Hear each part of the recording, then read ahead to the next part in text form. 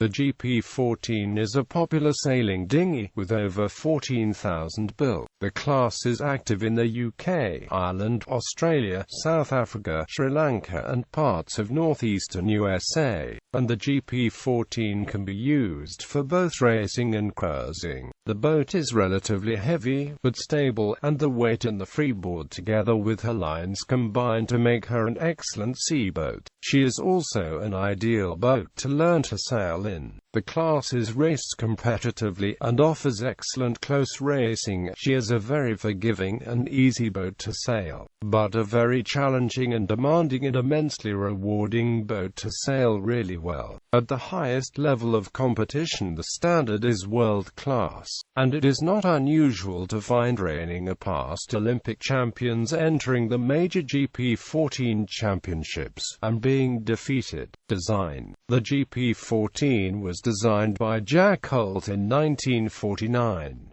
The idea behind the design was to build a general-purpose 14-foot dinghy which could be cruised, raced or rowed, capable of also being powered effectively by a small outboard motor, able to be towed behind a small family car and able to be launched and recovered reasonably easily, and stable enough to be able to lie to moorings or anchor when required. The boat was initially designed with a main and small jib as a comfortable family dinghy, in a design philosophy that is both practical and highly redolent of social attitudes of the day. The intention was that she should accommodate a family comprising parents plus 2 children, and specifically that the jib should be modest enough for mum or older children to handle, while she should perform well enough to give dad some excitement when not taking the family out. While this rig is still available and can be useful when using the boat to teach sailing, or for family sailing, and has some popularity for cruising, the boat is more commonly seen with the full modern rig of a mainsail, genoa and spinnaker. Australian boats also routinely use trapezes.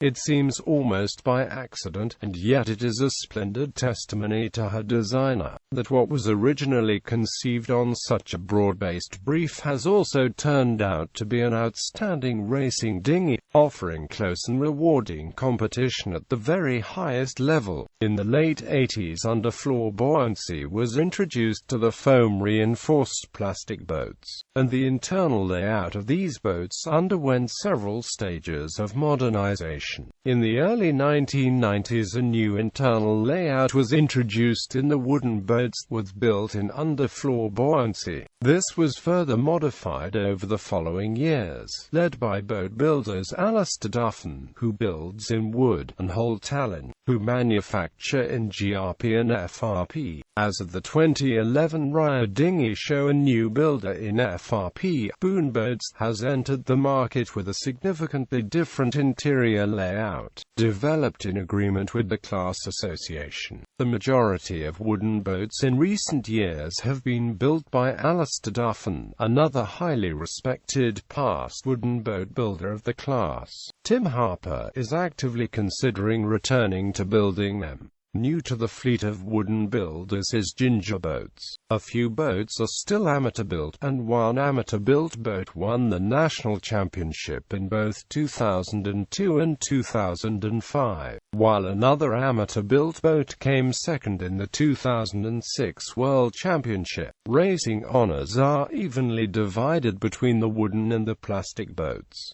New boats are currently available in wood, GRP and FRP. All the features of the boat which can affect sailing performance are strictly one design and are tightly controlled as such: underwater hull shape and dimensions, rig, sail plan and maximum sail dimensions, and minimum sailing weight. Thus, an older boat should not be outclassed just because of her age, and there have been 2 examples of seriously old boats winning the national championships. Interior design has evolved over the lifetime of the class, now in excess of 60 years, and there are now a number of options in interior design and fittings. People often wonder why the class symbol is a bell. One suspects that it relates to the original manufacturer, Bell Woodworking. However, this was not politically acceptable, since it was seen as advertising. And in the inaugural meeting of what was to become the class association, there was much discussion as to whether the new class should be called the Bell class of the GP14 class. The vote was close, but in the end the name GP14 was chosen. However, what may have been an inspired compromise was found for the insignia. The first boat of the class was launched in Abu Dhabi, Wales, and the class was taken up by the local club, then the Dovi Sailing Club. So the official explanation was that it is a reference to the legendary bells of Abu Dhabi, Kanta Aguaralod, and it is just coincidence that the early boats happened to be built by Bell Woodworking. The boat's designer, Jack Holt, had a long association with Bell Woodworking of Leicester, because they built and sold kits for many of his other designs, such as the Cadet Dinghy, Heron Dinghy, Solo Dinghy, Mirror Dinghy, Miracle Dinghy, and Mirador cruising yacht, while they also produced the Pegasus Dinghy and the Osprey Dinghy and the Bell Seagull and Seamew cruisers and several other designs. Racing. Of the three most recent GP14 World Championships,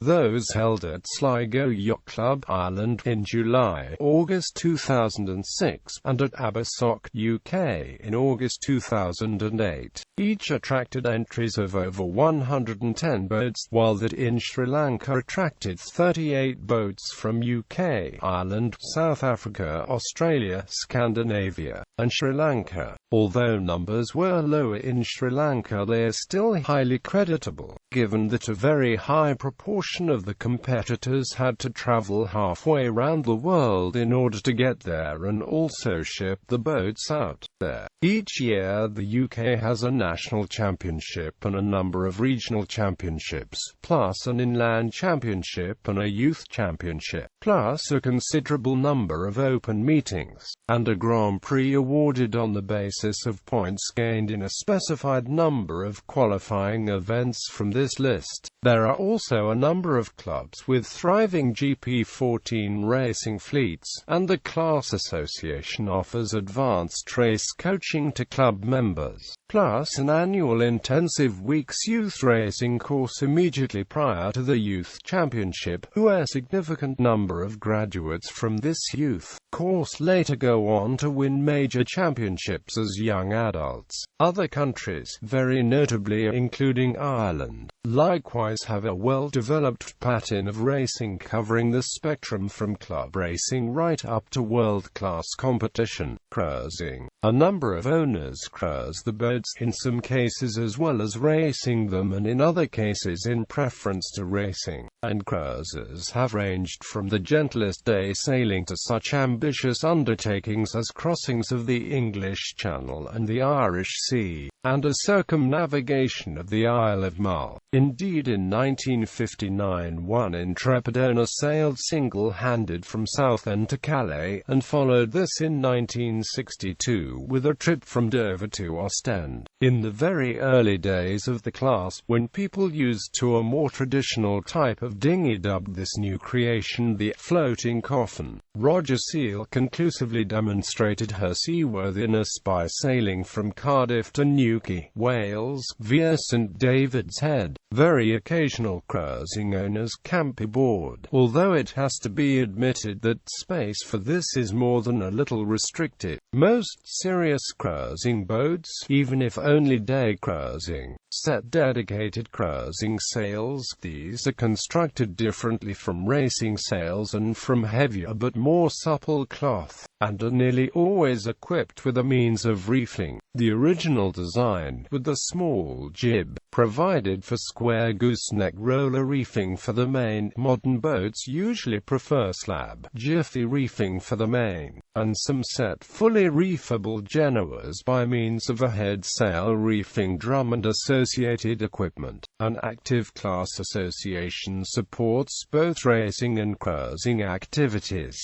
Vintage boats. A creditable number of the very earliest boats of the class is still in existence, several of them still sailing, and others under restoration. The Class Association are very proud of this part of their history, and are now deliberately fostering interest in the vintage boats, both through specific events for them and publicizing news of them. As of the date of editing, of those boats with sail numbers less than 100, this editor knows the whereabouts of no less than 19 of them, and 6 of those have sail numbers less than 10. Of those 19 boats with sail numbers less than 100, at least 8 are currently sailing, at least 4 of them having had restorations of varying degrees. At least 1 is still sailing and is understood to be in completely unrestored, original condition. No less than 4 were sailing in company at the inaugural Abu Dhabi Vintage and Cruising Weekend in July 2010, and it is hoped to double that number for the 2011 event. Sadly, no. 10 is understood to have been lost in a workshop fire.